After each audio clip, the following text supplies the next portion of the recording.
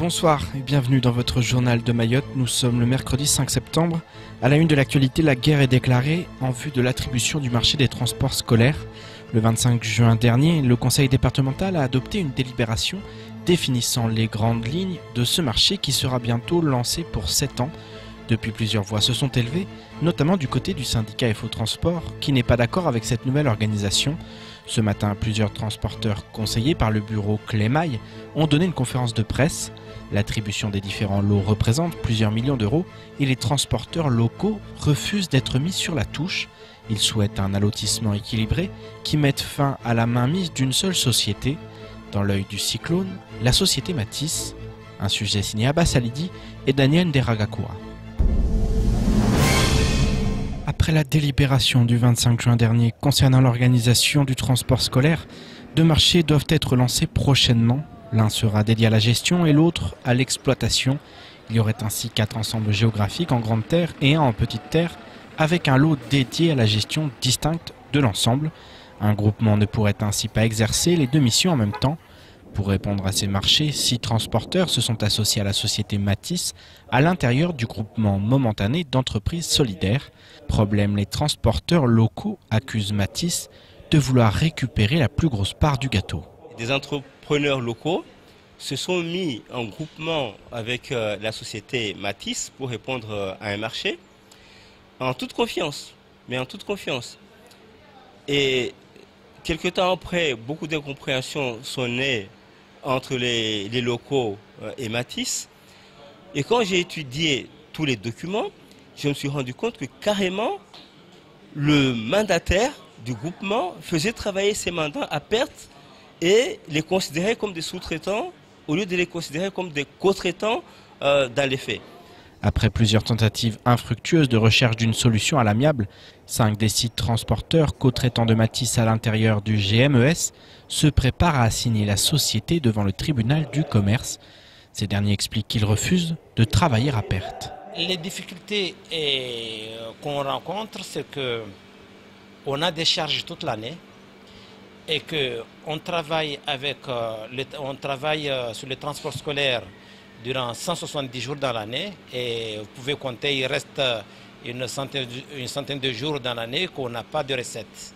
Donc le peu de recettes qu'on nous paye durant la période scolaire ne suffit pas à combler toutes nos charges. J'entends ce que le conseil départemental lance marché, que je puisse avec des collègues à répondre nous-mêmes pour qu'on puisse au moins bénéficier des charges indirectes et les marges, ce qu'on ne paye pas au transport scolaire aujourd'hui. Selon Mahmoud Aziari, toute la communication qui a suivi l'adoption de cette délibération a consisté à faire croire que les transporteurs mahorais sont incapables de s'organiser et de faire face aux missions qui peuvent leur être assignées dans le cadre de ce marché. Actuellement, la société Matisse disposait de 2 lots, dont la gestion du réseau. Elle était et est toujours en quelque sorte la tour de contrôle de l'organisation générale. Les transporteurs locaux refusent de voir l'histoire se répéter et l'organisation prévue par le conseil départemental pourrait leur donner gain de cause.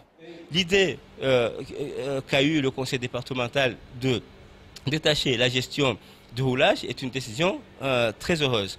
Alors, bien entendu, Matisse qui avait ce fameux lot 1 plus le roulage de 15 millions d'euros sur un marché d'à peu près 26 millions d'euros, bien entendu, essaye de retrouver une grosse part du marché, ce qui est normal.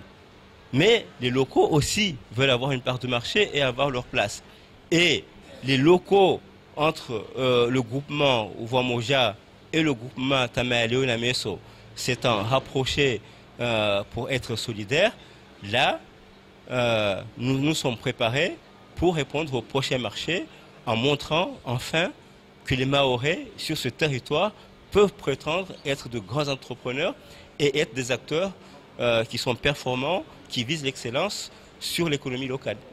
Cette conférence de presse aura permis de connaître la réalité des relations entre la société Matisse et les transporteurs locaux. Et le moins que l'on puisse dire, c'est que l'attribution des marchés du transport n'a pas fini de faire parler d'elle. La préfecture du département reste soumise aux tensions les plus vives. Désormais, des mamans dorment sur place afin d'empêcher le service des migrations et de l'intégration d'accueillir des usagers. Après le député Mansour Kamardine, nous recevions ce matin Issiaka Abdillah, l'ancien conseiller départemental de Pendrabois. Pour lui, cette pression mise par les membres du collectif de Mayotte est indispensable pour faire céder l'État comorien qui interdit toujours les reconduites à la frontière. Écoutons ses propos lors de la matinale de Kwesi. Je crois que le gouvernement, en tout cas tous les gouvernements, ont négligé cette question, nos rapports avec les Comores. Et là, aujourd'hui, la passivité de Maoré a touché sa fin, à sa fin, et les Maorés commencent à agir et ne plus réagir. Mais je dirais ça rend service au nouveau préfet. Parce que là, il a les cartes en main pour dire à Paris, voilà ce qui se passe aujourd'hui à Mayotte. Vous ne pouvez pas, je parle du gouvernement, décréter la suspension de tout visa aux Comores et d'ouvrir la porte à Mayotte.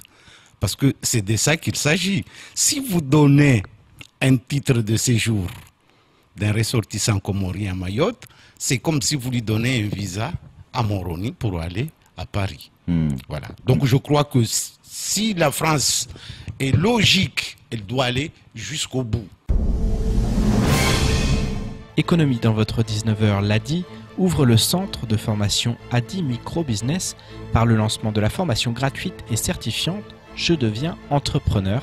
Une formation validée par une certification professionnelle pour finaliser son projet de création d'entreprise et être accompagné à se représenter comme chef d'entreprise, définir sa stratégie commerciale, construire ses prévisions financières ou encore choisir le statut juridique adapté à sa situation et son projet. Cette formation s'adresse à toute personne ayant un projet de création d'entreprise déjà identifié, sans aucune exigence de formation ou d'expérience professionnelle préalable et adaptée à tout type d'activité. Plus de précisions avec Leslie Vumenet. ADI Micro-Business existe sur tout le territoire français et pose ses valises à Mayotte. Objectif, permettre aux porteurs de projets d'acquérir des savoirs de base à travers la formation « Je deviens entrepreneur ». 100 à 150 personnes vont ainsi être formées chaque année au rythme d'une session par mois sous forme d'atelier. On va privilégier vraiment donc des méthodes d'animation très participatives. On utilise beaucoup la vidéo, on utilise beaucoup le jeu. Oui. On a beaucoup de sessions dans cette semaine de 35 heures, de coworking également pour créer de l'émulation et de l'échange entre les participants. Donc voilà, donc ça s'apparente pas nécessairement à une classe scolaire, mais par contre on va clairement être en collectif. C'est plus des ateliers qu'une classe en fait. Tout à fait, exactement. La première session se tiendra du 24 septembre au 2 octobre 2018 à l'agence ADI de Mamoudzou. La formation est gratuite et une présélection est organisée au préalable. Quant à son utilité, elle apparaît indispensable à tous ceux, quel que soit leur secteur d'activité, qui souhaitent répondre aux exigences du monde entrepreneurial. Savoir se représenter comme un chef d'entreprise, pouvoir gérer aussi bien des dimensions financières que stratégiques, mais également économiques, sociales et fiscales. Toutes ces compétences sont nécessaires pour pouvoir lancer une entreprise viable dans le temps et pouvoir les accompagner également grâce au dispositif ADI Micro-Business par la suite pour, de manière individuelle et ponctuelle, pouvoir leur proposer des formations à la carte selon leurs besoins, grâce à la participation de nos partenaires, mais également des autres professionnels de l'ADI. Au-delà du bénéfice évident pour les porteurs de projets, cette formation est importante sur un territoire où 70% de la population possède moins de 25 ans. C'est pas tant nous garantir, puisque aujourd'hui les chiffres de l'ADI, en tout cas pour Mayotte, parlent d'eux-mêmes, puisqu'on a un taux de remboursement de plus de 99%, on a un taux de survie des entreprises à 3 ans à 80%. 99%, c'est... Tout à fait, et à 80% de taux de survie des entreprises à 3 ans, largement au-dessus de la moyenne nationale. Donc les entrepreneurs que l'on soutient à Mayotte réussissent bien, et voire même mieux que les autres au niveau national. Pour autant, aujourd'hui, on a une vraie volonté, nous, de participer, en tout cas, à impulser et à dynamiser la création d'entreprises, puisqu'aujourd'hui, sur Mayotte, alors en plus avec le contexte de cette année qui va être très compliqué, mais on reste sur un taux de création d'entreprise très très faible, même si l'an dernier on a eu la progression record au niveau national, on partait de tellement bas qu'il se crée à peine 1 millier d'entreprises par an à Mayotte. Donc il est important pour l'avenir, notamment des jeunes à Mayotte. Ces jeunes-là, ils vont arriver en masse sur le marché du travail. Il est important que des entreprises se créent pour qu'à un moment donné, on crée aussi de l'emploi. Et donc nous, on veut participer à dynamiser la création d'entreprises et on s'est dit que du coup, il y avait encore des besoins d'accès à la formation en amont de la création. Dynamiser la création d'entreprises, voilà un défi bien difficile à relever. Néanmoins, en élargissant son champ de compétences, l'ADI se donne progressivement les moyens d'arriver à ses fins. Je vous propose maintenant de faire le tour du reste de l'actualité de ce mercredi 5 septembre. Jeudi dernier, le Quai d'Orsay a convié les élus du département à une réunion afin d'évoquer le conflit diplomatique avec les Comores. En métropole où la communauté comorienne est très importante, l'affaire est très suivie, notamment après le refus de délivrer des visas aux étudiants comoriens désireux d'étudier en France. Pour le député franco-comorien et LREM de la 7e circonscription des Bouches-du-Rhône, c'est inadmissible. Saïda Hamada affirme ainsi, je cite, « On ne peut que regretter que toute une génération de jeunes talents comoriens se retrouvent bloqués dans leur cursus ou bien forcés d'aller fréquenter d'autres sphères d'influence linguistique que la nôtre. Il craint que ce conflit ait pour conséquence possible d'hypothéquer l'avenir de toute une génération de jeunes comoriens. Il demande au gouvernement de bien vouloir rétablir l'attribution des visas étudiants à destination des jeunes comoriens. Il en va selon lui de l'avenir de la francophonie et des relations entre les deux pays. » Le centre de santé Onakia, premier centre de santé à Mayotte, a ouvert ses portes ce lundi 3 septembre. Situé au rond-point El Farouk à Kaweni, il s'agit de la première structure de ce type bénéficiant d'une labellisation par l'ARS dans l'océan Indien. Régis par le Code de la santé publique, les centres de santé doivent réaliser principalement des prestations remboursables par l'assurance maladie.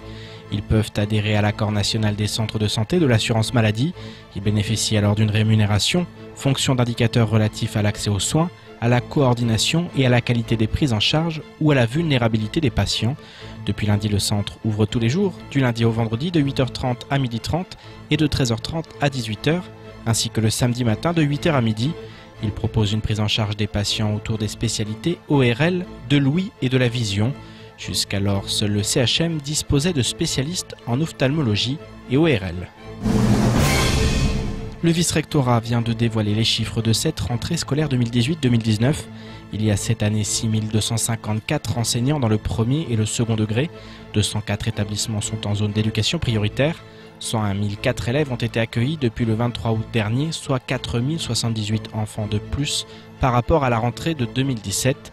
Ils sont 54 746 pour le premier degré et 46 258 dans les collèges et lycées de l'île. Des chiffres à donner le vertige lorsque l'on connaît les problématiques et la taille de Mayotte. Le vice-recteur Stéphane Martens juge en ces termes les défis à relever, je cite, « Le travail ne fait que commencer. Un nouveau projet d'académie verra le jour en 2019 et il appartiendra à toute la communauté éducative, mais aussi à toute la société mahoraise, d'évaluer dans quelques années le chemin parcouru au bénéfice de ses enfants. Mais la plupart des académies se sont construites en 10, 20 à 30 ans. Laissons donc à celle de Mayotte la chance de naître et de se renforcer. Je vous invite tous à partager cette naissance et cette croissance. » On termine cette édition en prenant la direction de la bibliothèque de Cavani. Ce matin, un spectacle de contes a eu lieu à l'initiative du collectif des Wababoufou, entendez les pipelettes. Cette organisation regroupe des bibliothécaires qui font le tour des bibliothèques tout au long de l'année afin de proposer des animations aussi diverses que variées. Ce matin, petits et grands ont vécu un moment captivant, comme seuls les contes et autres histoires savent en procurer. Amina Aritier et Abbas Alidi étaient sur place, au montage Daniel Deragakura. L'intervention des conteuses a particulièrement captivé l'attention du public. Les membres du collectif des bibliothécaires en charge de l'animation n'en demandaient pas moins. En effet, depuis plusieurs semaines, ils sillonnent les 4 coins de l'île en proposant aux bibliothèques toute une panoplie d'activités diverses et variées. On fait les tournées de chaque bibliothèque pour montrer aux jeunes les différentes activités qu'on propose, autres que le livre, parce que le bibliothèque, quand on voit bibliothécaire égale à livre, et maintenant c'est autre chose aussi qu'on propose, notamment des contes, des histoires, des lectures, voilà, des mises en scène. En effet, pendant longtemps, qui disait bibliothèque disait automatiquement lecture. Aujourd'hui, les choses sont en train d'évoluer vers d'autres méthodes d'apprentissage, car s'il est important de leur apprendre à lire, il n'en est pas moins de l'aspect ludique. Un enfant qui vient à la bibliothèque écouter une histoire, écouter un conte, regarder, s'amuser, parce qu'il y a aussi des chansons.